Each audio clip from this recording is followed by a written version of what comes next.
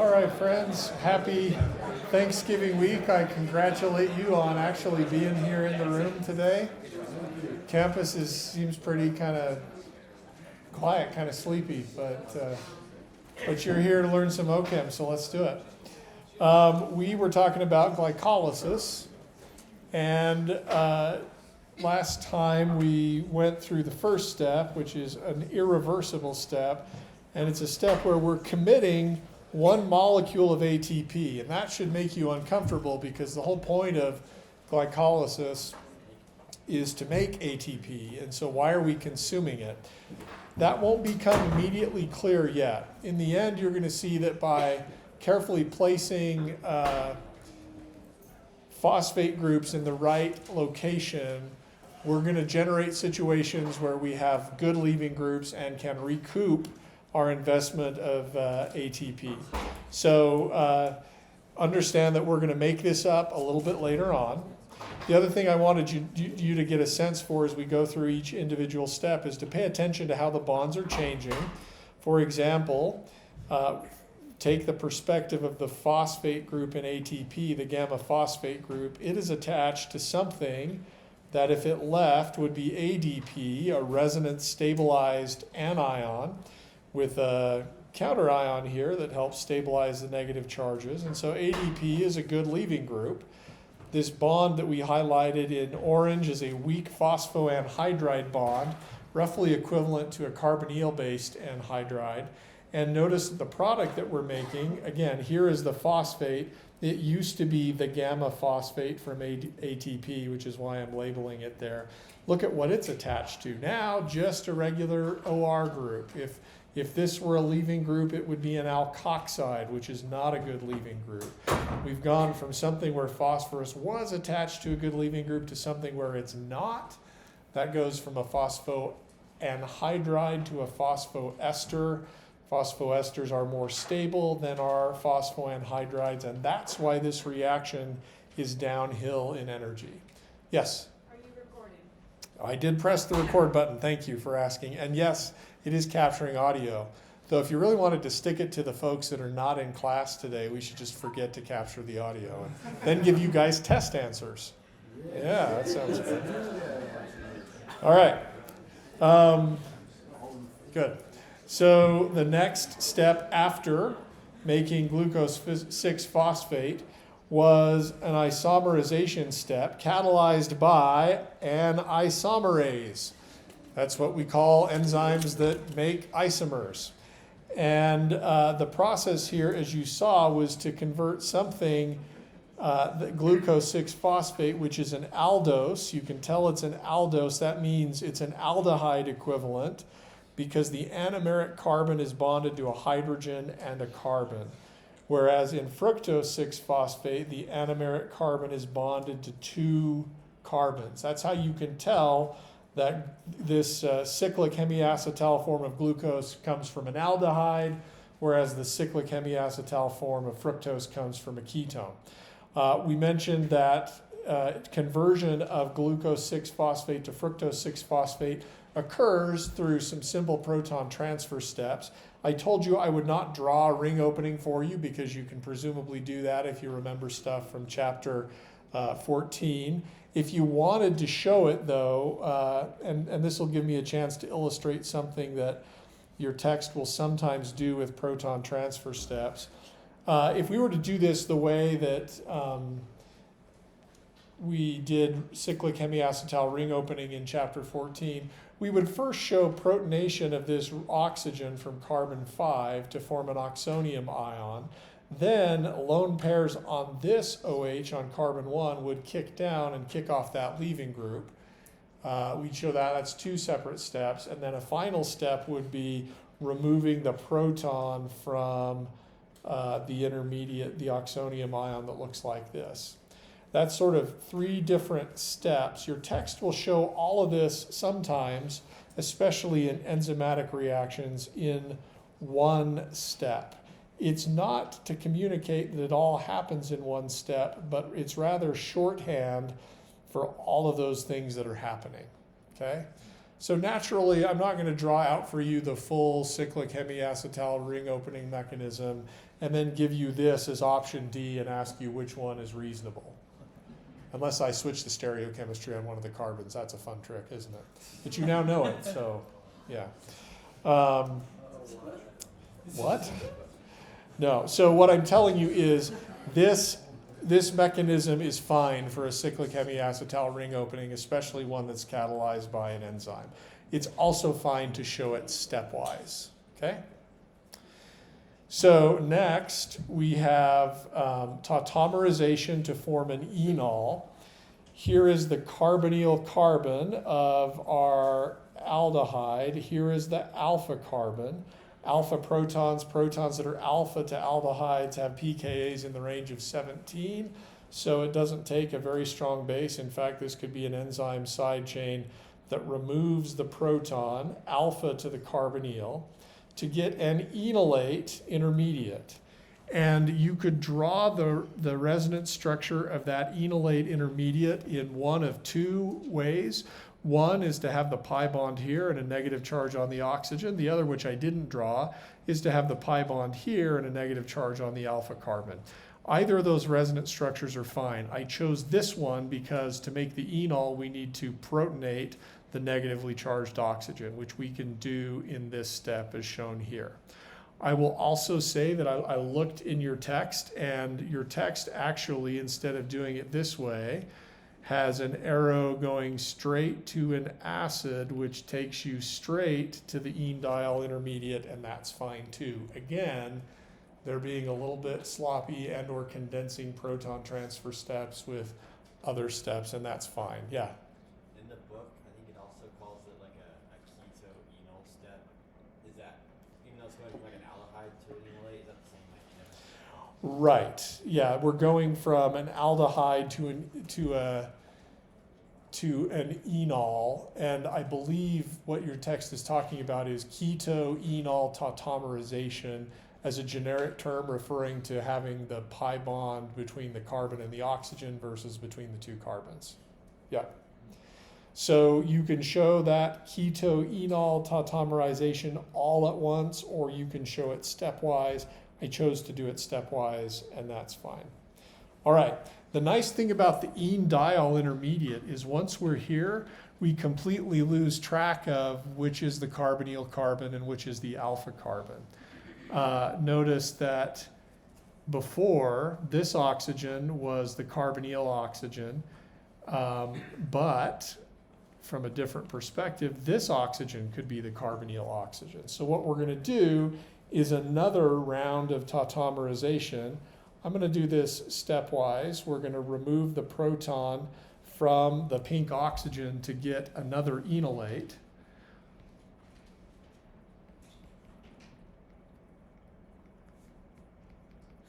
Now it's the oxygen on carbon 2 that's negatively charged.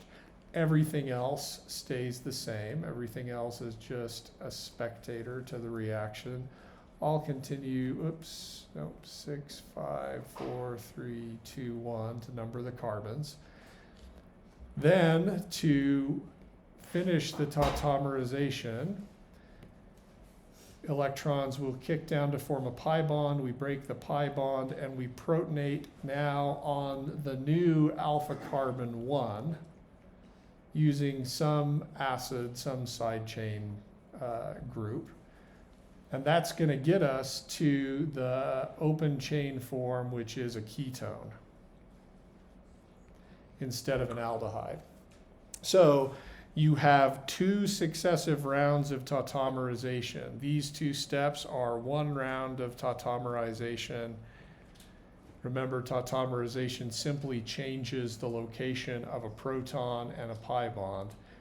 2 rounds of tautomerization via an enediol intermediate, and we now have the carbonyl on carbon 2 and the OH on carbon 1. All right, and then I won't show you the mechanism for ring closing, but you should be able to do that, and that gets us to the fructose 6-phosphate. The way I've drawn this 5-membered ring may be confusing to some of you. So I'll just show you how you can draw it from an overhead point of view. Draw a 5-membered ring in which one of the atoms is oxygen. We'll pick the anomeric carbon on the right-hand side. That's carbon 2. It helps when you're doing this to number the rings, 3, 4, number the atoms of the ring, 3, 4, and 5. On carbon 2, you have a CH2OH group, that's carbon 1, and it's up, whereas an OH group is down. On carbon 3, you've got an OH that's up. On carbon 4, it's down. And then on carbon 5, you have the CH2 phosphate group that's up. So you may prefer to draw fructose like this, that's fine. All right, any other questions on that step? What you've learned here for these two tautomerization steps, remember, because we're going to do it again at a later stage of glycolysis. It's a really convenient way of interconverting between aldehydes and ketones.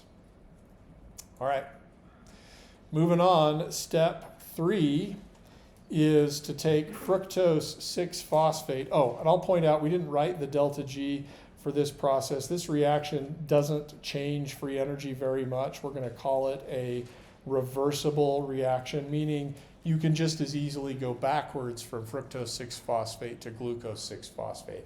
How does nature know which way it needs to go? Nature doesn't need to know. It's an equilibrium process, meaning if you've got an excess of fructose 6-phosphate, some of it's going to go backwards to glucose 6-phosphate. If you've got an excess of glucose 6-phosphate, some of it's going to go forward to fructose 6-phosphate. All right. Step 3 is another step where we're going to invest a molecule of ATP. But again, don't worry, we're going to recoup our initial investment. We'll start with fructose 6-phosphate. I'll just draw it like we learned to draw it a couple of minutes ago. Nope, that's not it. There's the OH group. And then I forget, is it up, down, up?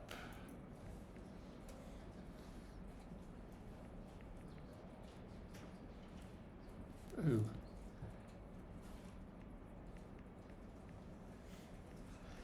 So fructose 6-phosphate.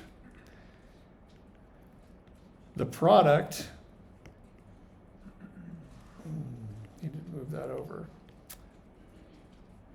is going to be a phosphorylated version in which we're going to install a new phosphate group on the C1 hydroxyl. 1, 2, 3, 4, 5, 6. So we're investing a whole other equivalent of ATP.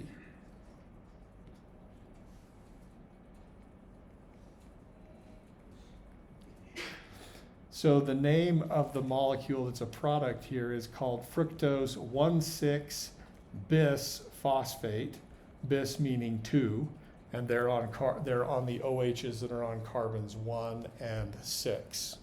So tell me, what kind of enzyme transfers a phosphate group from ATP? Kinase, right? The kininator. So this enzyme is named for what it does. It is a kinase, and then it's named for the substrate, the molecule it reacts on. And so the enzyme is called phosphofructokinase, or PFK for short. The delta G for this reaction is again strongly downhill. These numbers are based on some assumptions about the concentrations of molecules in the cell. Not quite as downhill as the first step, but it's downhill enough so as to be considered irreversible. And the wisdom in this is that you don't want to, this step is highly regulated because you don't want to commit a molecule of ATP if you don't actually need to metabolize glucose at the moment. I'm going to show the consumption of ADP and the generation of the consumption of ATP and the generation of ADP here. The mechanism is, I'm not going to draw because you've seen it before. It's basically the same for the standard kinase transfer of a gamma phosphate. That is, we'll deprotonate the primary hydroxyl group. You'll have that negatively charged oxygen attack the gamma phosphate group of ADP. You'll get a pentavalent intermediate. Electrons will kick down from one of the negatively charged oxygens on the phosphorus, and ADP will leave as a leaving group. Okay. So if you're looking at fructose 1,6 bisphosphate and noticing a little bit of symmetry, sort of broken by this OH group there, you're thinking along the right way, along the right lines. One of the purposes of investing another molecule of ADP is to convert both the left and right-handed sides of fructose into similar things. And you're going to see that in the next step. So step 4, any questions about step 3 though before we move on? Yeah. So for the irreversible reactions, is it basically any time that you're forming a bond, like in this case, phosphorus is forming a bond with oxygen, you are releasing energy, right?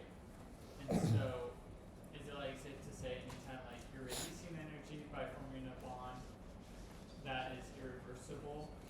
Right, so the question is what makes a reaction irreversible? It's when the products you form are way more stable than the starting materials. And yeah, that involves releasing energy. Yep. Okay. Yeah. I have a question for step 2. So for isomerization, so if we just fructose, so my question is, can this fructose and glucose just convert through the same mechanism? Could the enzyme act on just glucose and fructose, or does the enzyme need the phosphate to be there? As far as I know, the enzyme needs the phosphate to be there. That might suggest there's something in the enzyme active site that actually binds to the phosphate or holds on to it. So we just fructose. If you wanted to turn fructose into glucose, what would you do? Well, you'd phosphorylate it and then just use this enzyme. Okay.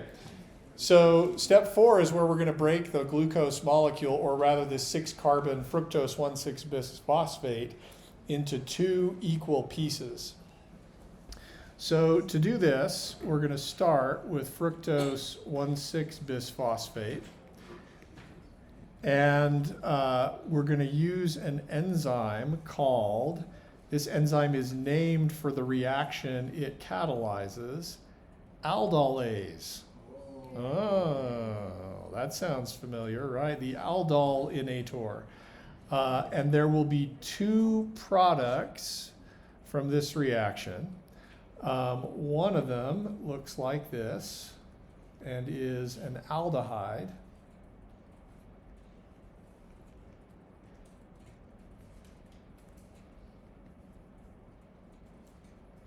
And then the other looks like this and is a ketone.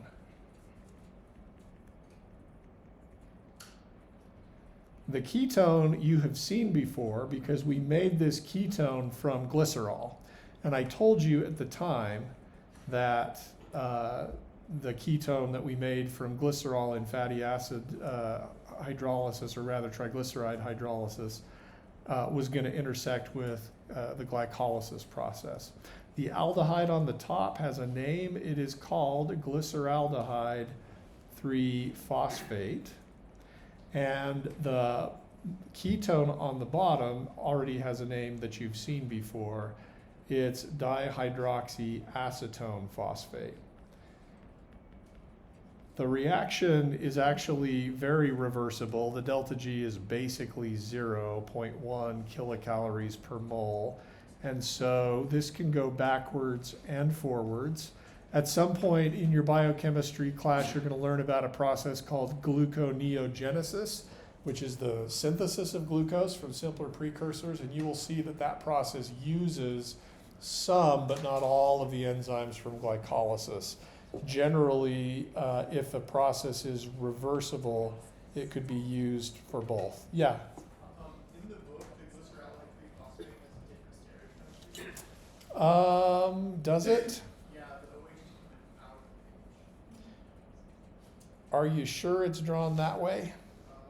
Yeah, I'm looking at it right now. Okay, thanks. I'm going to look at it right now too. then.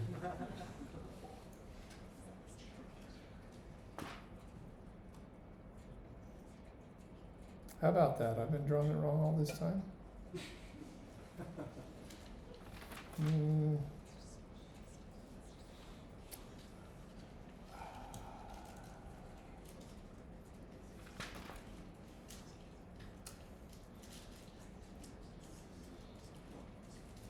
I don't actually think I'm wrong. I think the book is, but let's consult.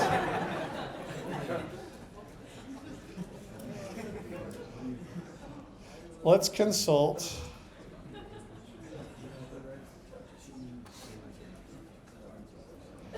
Only because I think the book's shown it in two different ways. So I just want to make sure. You can look it up too. Let's look up the structure for glyceraldehyde 3-phosphate.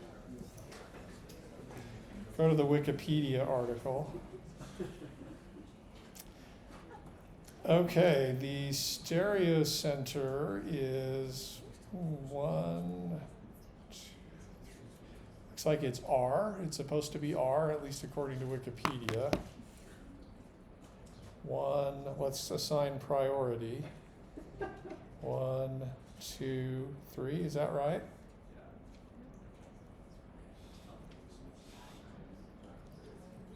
But proton is up, so it's R. Now let's, I'm looking at, wait, hold on, I'm looking at figure 27.4 in the book. Got a pen. So is this the figure you're looking at, 27.4? You closed it? Okay. We're wasting time in class based on my ego and inability to admit incorrectness. But the funny thing is, though, is that if you see the structure that they've drawn on page 1181, I think the stereochemistry is different. So let's see, 1, 2, 3. It's shown as S in the book on page 1182, and then it's shown as 1, 2, 3. R in the book on page 1181. Okay, so I will temporarily stand by, but I'm somewhat uncertain. So give me a little bit later today to sort of look into that. Naturally, what this means is that if I give you an exam question, I'm not going to mess you up too much on glyceraldehyde 3-phosphate stereochemistry at the alpha carbon, because I know if I do, you're going to come to me with page 1182 of the text and say, but it says right here. So good. I will proactively tie my hands on the exam about glyceraldehyde 3-phosphate stereochemistry. Easy to make mistakes, though, so, all right. Anyway, where were we? Right. The aldol reaction. Interestingly, this enzyme, this is the first enzyme you've encountered that is named for the backwards reaction.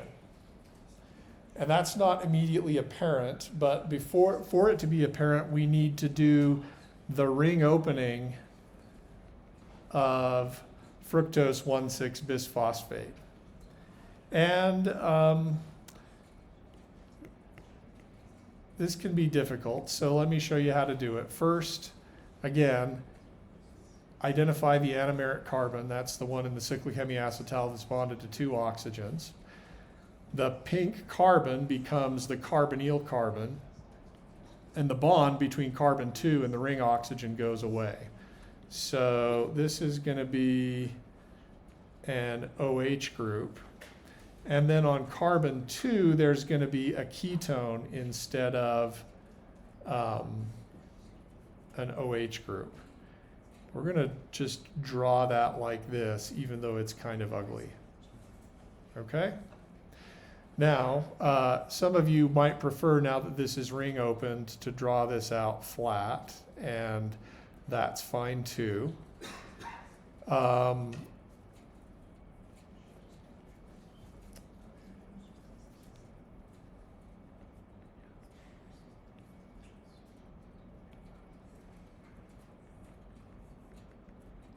So I'm just following along in the ways of looking at, is 5 at a mountain peak or is 4 at a valley, in the same way that we did in the exam 3 sort of review video? What? Yes, sorry, Kenny, I didn't mean to groan at your correction of my mistake. Thank you for pointing out my mistakes. Good. It's only fair, right? You go into the testing center and the testing center points out your mistakes, so it's good for you to point out my mistakes. Good. More of you should have been muttering. Why did poor Kenny have to do the muttering? All right. So let's see. Here is 3. And then 2 is a ketone, and 1 is the other phosphate group. Okay. And you know, actually, that I have written exam questions before where draw this in its open chain form, and some of you know that you struggle with that. Here is yet another carbohydrate you could practice on, okay? All right, now, for now, don't worry about that. Just focus in on, this is the open chain form of fructose 1,6-bisphosphate. And let's analyze the structure. It's a ketone. So in pink, I'm going to label the carbonyl carbon. Here is an alpha carbon. There is a beta carbon. You need to remember, dig way back deep in your memory, and remember when we were good at looking at molecules and noticing beta hydroxycarbonyl compounds. Why do we care about those? What product are they? They're a product of what reaction? I mean, the hint is that the enzyme name is aldolase, right? So that's easy. A beta hydroxycarbonyl compound is an aldol product.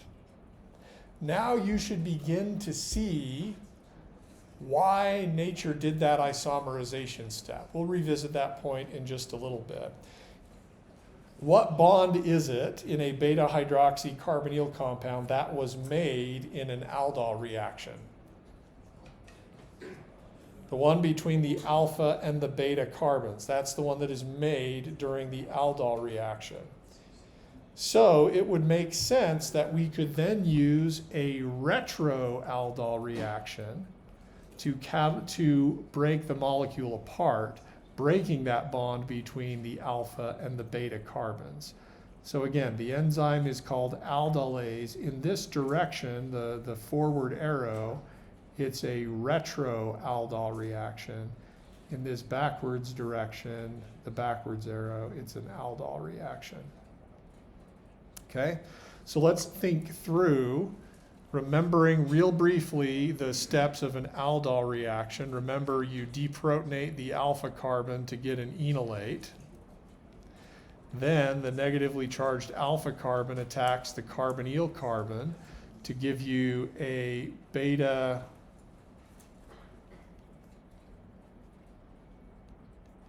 a negatively charged oxygen on the beta carbon.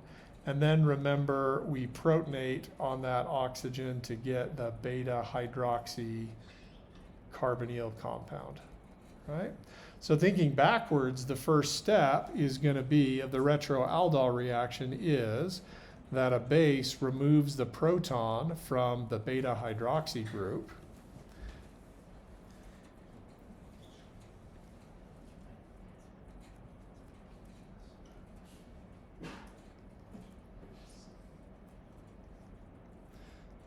Then the negatively charged oxygen on the beta hydroxy group is going to kick down.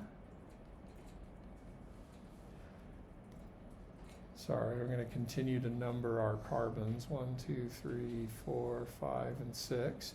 Electrons on that negatively charged oxygen on the beta carbon are going to kick down and kick off an enolate leaving group. We can show that in a couple of ways. You could show the bond between the alpha and beta carbon breaking and moving on to carbon 3 to make that resonance structure of the enolate.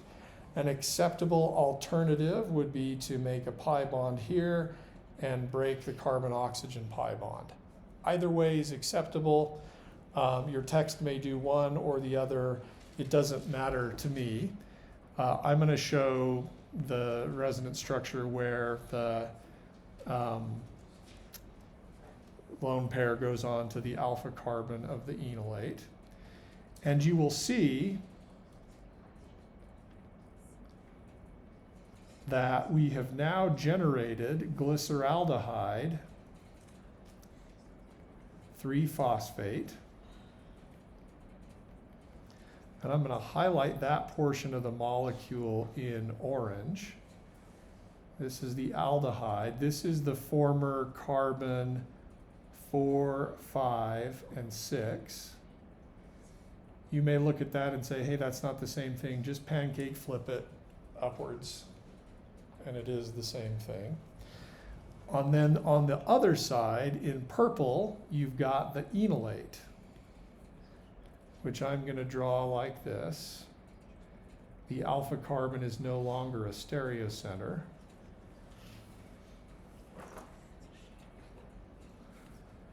Carbons 1, 2, and 3.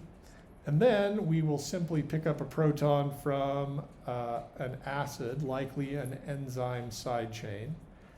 And that's going to get us to the dihydroxyacetone phosphate product, which we can redraw like this.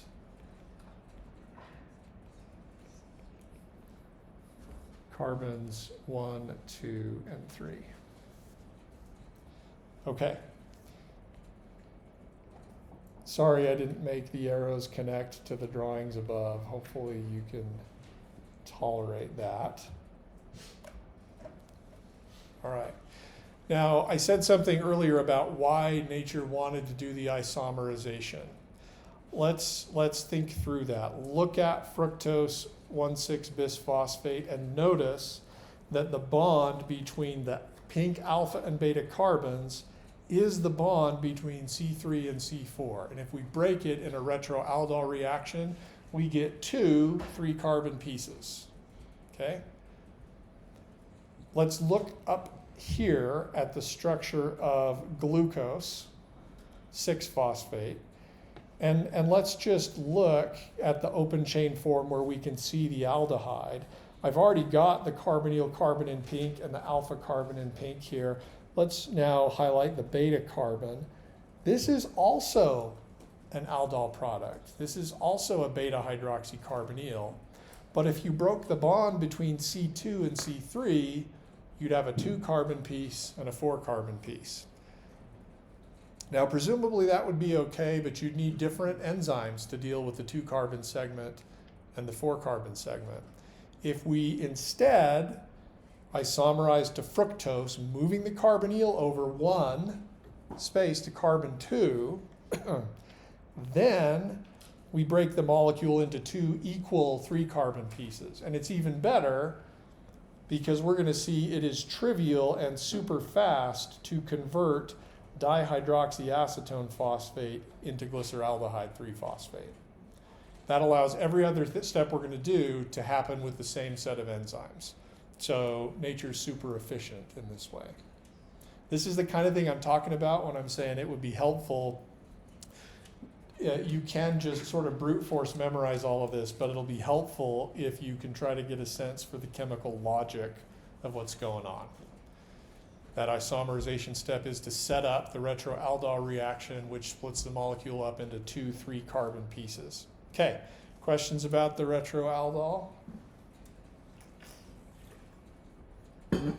Okay, let's keep going. We got like 15 minutes to finish steps 5 through 10. Good luck to us. We'll see. It's actually not that bad. So step 5 is going to be conversion of dihydroxyacetone phosphate into glyceraldehyde 3-phosphate. And we won't need to draw the mechanism because you've seen it already. It's going to happen via the same type of step that we used when isomerizing glucose 6-phosphate to fructose 6-phosphate. Our task is essentially identical. So I've drawn for you over on the left dihydroxyacetone phosphate. Our target on the right is glyceraldehyde 3-phosphate, which we can draw like this. Yep.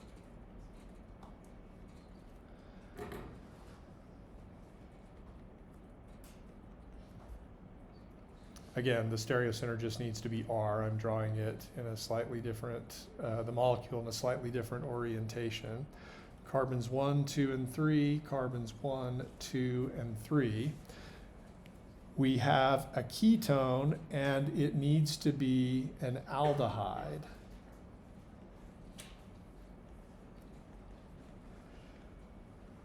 I'm running out of space to write phosphate. So a different enzyme does this because the shape of the molecule is different, but it is, the mechanism is basically the same. Triose phosphate isomerase should sound similar to, let's see, what was it? The isomerase, glucose 6-phosphate isomerase. The purpose is to turn a ketone into an aldehyde. Basically, the mechanism is going to be 2 tautomerization steps, and it's going to pass through an, you guessed it, ene-diol intermediate. I'll draw the ene-diol for you briefly so you can sort of have an idea of where you need to get to.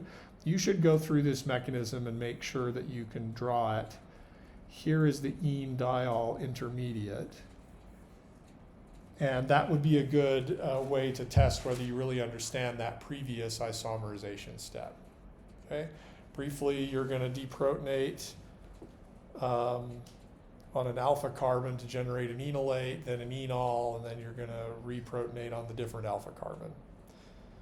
Okay, so that step is also reversible. The delta G is basically 0.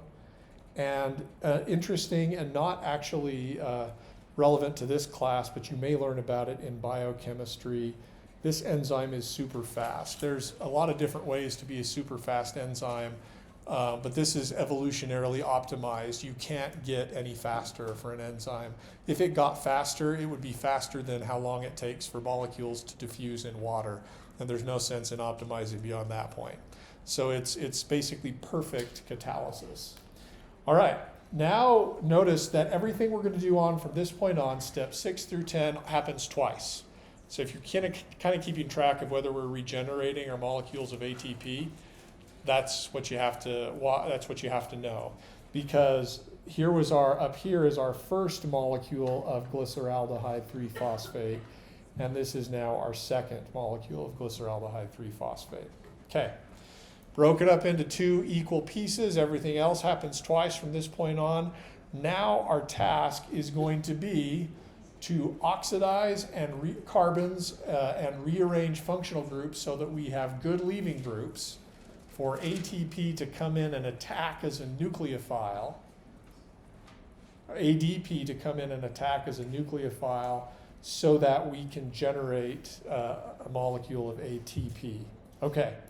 Step 6 begins with glyceraldehyde 3-phosphate, and this is an oxidation step. And the mechanism involves NADH, but it's somewhat unusual. So I'll show it for you here. Notice that our starting material is an aldehyde, and then I'll draw for you the product.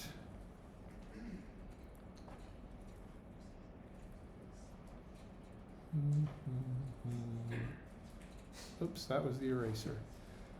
One of the things with these new Apple pencils, if you're nervous and you tap it twice, it like turns into an eraser, and that's kind of annoying, but or potentially useful if you can control the rate at which you tap, I guess. Nope, that's not the product.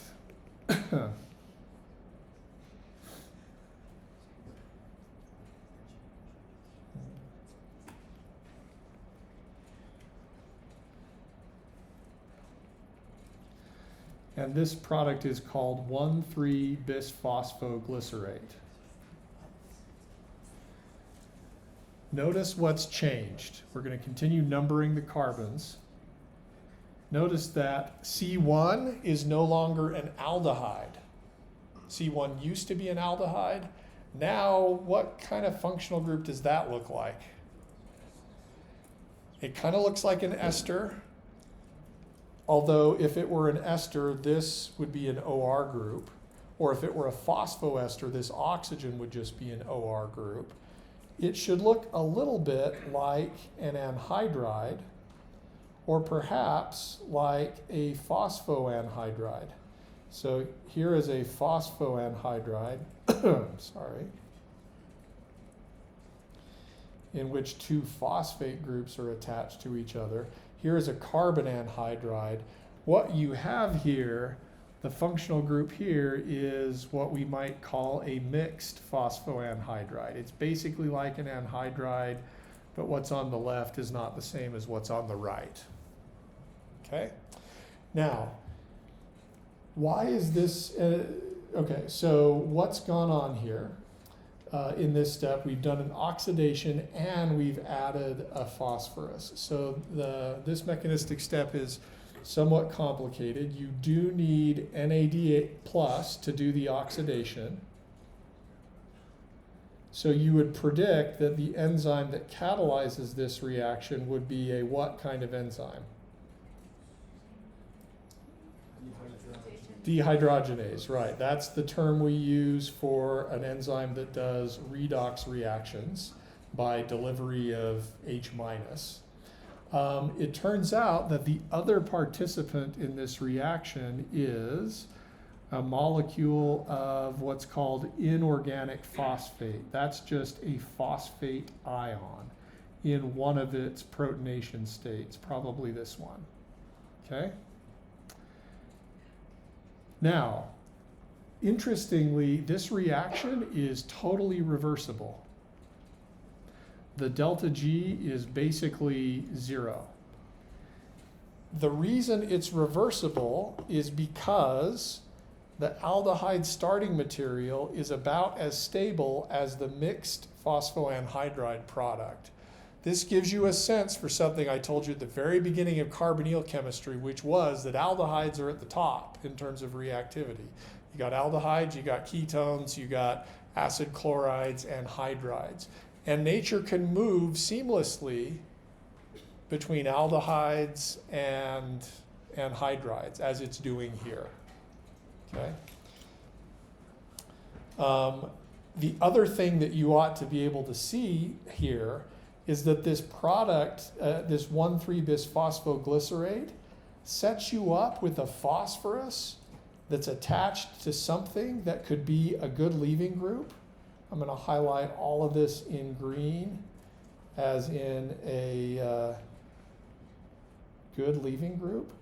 We're now set up to recover a molecule of ATP. We paid for it by making the aldehyde. All right? So let's show you how the reaction happens, because there's a lot of things going on at once. Also, I should tell you the name of the enzyme. It's unsurprising. It should be named after the substrate, glyceraldehyde 3-phosphate dehydrogenase. Surprising, right? Any of you that are in biochemistry or molecular biology labs, sometimes this enzyme has an abbreviation. Sometimes that protein is used as a control in Western blots for consistent loading of protein samples from experiment to experiment. I don't know if you'll ever encounter that in your life, so feel free to forget it.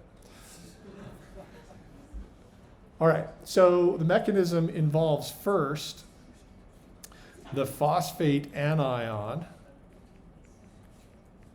and maybe we'll just draw it in one of the reasonable protonation states, attacking the aldehyde as a nucleophile. Okay? At this point, to keep things easier to understand, I'm going to abbreviate everything beyond carbon 1 as R. So here is the carbonyl oxygen on carbon 1. Here is the hydrogen, and here is the new phosphate that we've attached. Okay? At this stage, you would not normally consider the hydride to be a leaving group, right? But you know that the enzyme is using NAD+. And remember that you're used to thinking of NAD+ as the carbon in orange being electron poor. This carbon already has a hydrogen, but you could draw a resonance structure in which this positive charge on the nitrogen is actually on that para-carbon. So it's not too much of a stretch to imagine electrons kicking down and hydride being delivered to that electron poor carbon. And that gets us to the product and also makes NADH. Okay? Questions about that step? Yeah? Where's that phosphate come from? That phosphate is just coming from your blood, serum, cytosol, water. It's basically in the buffer. Phosphate concentrations, I forget what they are, but it's known and it's in the millimolar maybe or range, and so there's plenty of it around. It's just around. Yep. Okay. Step 7 is where we recover our initial investment of ATP.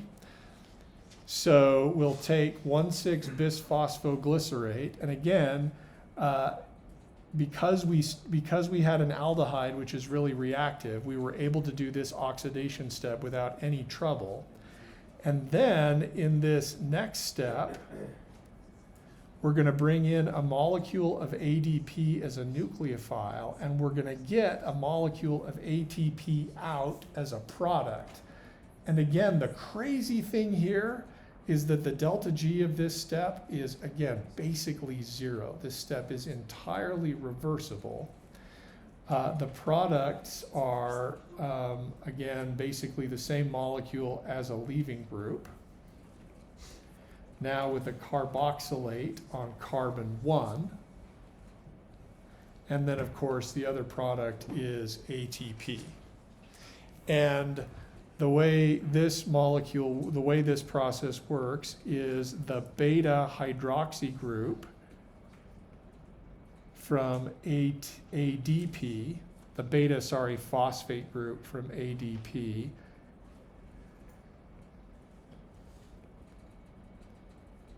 acts as a nucleophile in basically an SN2 fashion. Well, no, not in an SN2 fashion, in the phosphate chemistry fashion that we've seen before. We're going to attack the phosphorus, get a pentavalent intermediate, and then that's going to kick off what's in green as a leaving group.